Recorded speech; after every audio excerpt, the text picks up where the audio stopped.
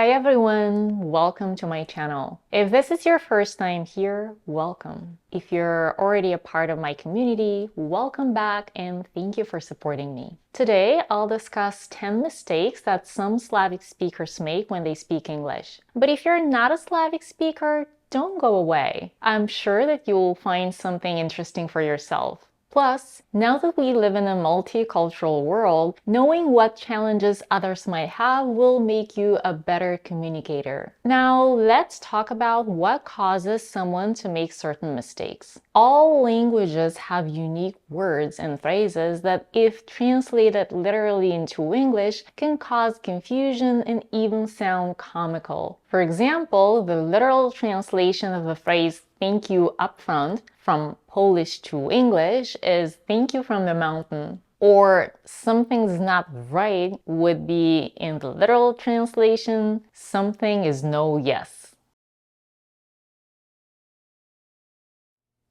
But although these are just jokes among Polish speakers and no one would actually say it in a serious conversation in English, there are certain words and phrases that are still lost in translation because of a wrong grammatical structure or an inappropriate choice of words. While many non-native speakers occasionally make minor mistakes in English, there are some errors that are more repeated and predictable based on the language family. Slavic speakers might make mistakes that Spanish speakers don't, and vice versa. This is because every language group has specific words, phrases, and grammar that, if literally translated into English, will make them sound awkward. And yes, I know that I can't put all Slavic speakers under the same umbrella because there are differences between Bulgarian, Czech, Polish, Russian, Serbian, Ukrainian, and all other Slavic languages. But there are still some common mistakes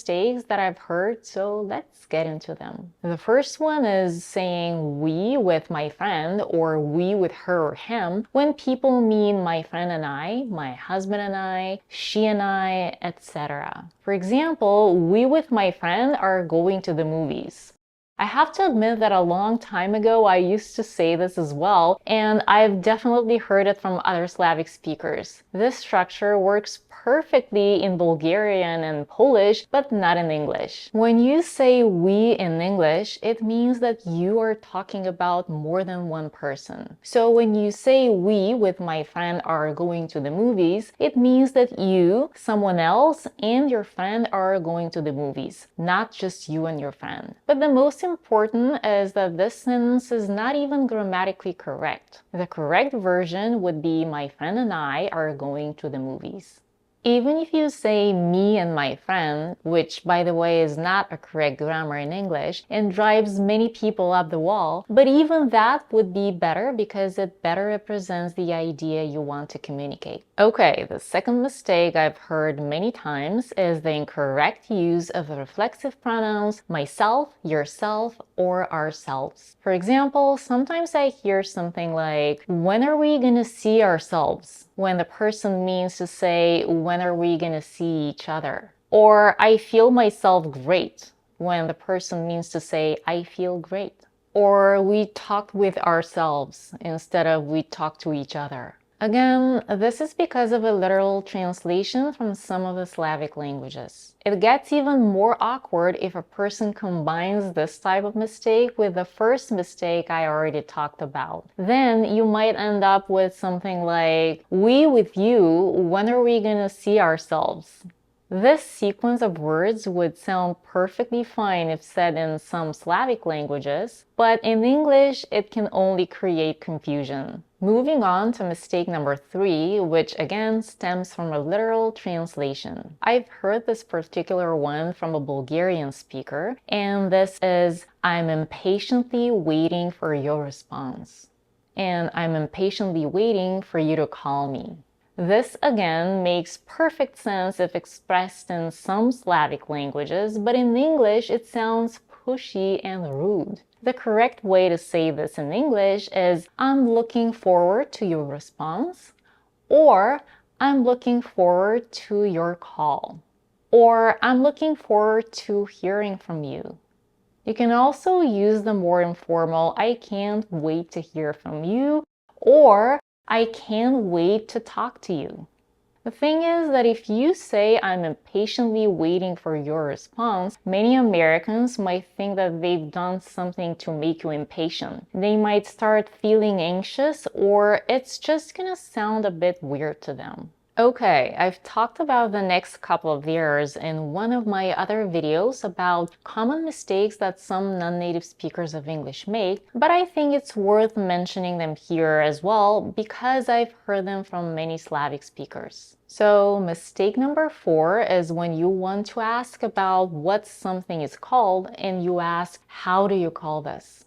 Instead of what do you call this? Or how does she look? Instead of what does she look like, when you want to get a physical description of some girl or a woman. Remember, if you want to know the name of a particular object, the correct question is, what do you call this? Not, how do you call this? If you want a physical description of a person, the correct question is, what does he look like? Or what does she look like? How does he or she look has a slightly different meaning. For example, imagine you meet your friend and she tells you, I saw Maria yesterday, but you both know Maria. Then you ask, how did she look? Your friend can answer, she looked great, or happy, or sick. So if you ask, how did she look? You're asking more about the mental or physical state of the person and not about this person's physical description. Let me know in the comments if you understand the difference or if it's still confusing to you. Moving on to number 5. This one is super common too. And it's when you ask someone to take a photo, but you say, could you make a photo? But in English, we don't make photos, we take photos. Even people who know this still sometimes make this mistake. It's just a habit that's hard to break. Mistake number 6 is putting an S at the end of uncountable nouns to make them plural. Certain words in English are uncountable, but many Slavic speakers still put an S at the end. For example, saying, I like these furnitures is incorrect. The appropriate way to express your taste is, I like this furniture. Or, I like this piece of furniture. Here are more examples of uncountable nouns and ways to use them. Advice.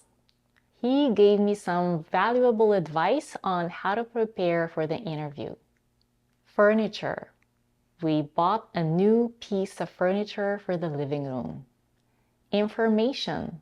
I need to gather more information before making a decision. Knowledge.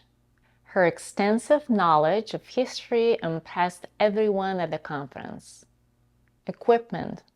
Make sure you have all the necessary equipment before starting the experiment. A quick note here for Polish speakers. The word hair in English is uncountable. I've heard some Polish speakers say, I need to cut my hairs, or my hairs are getting long.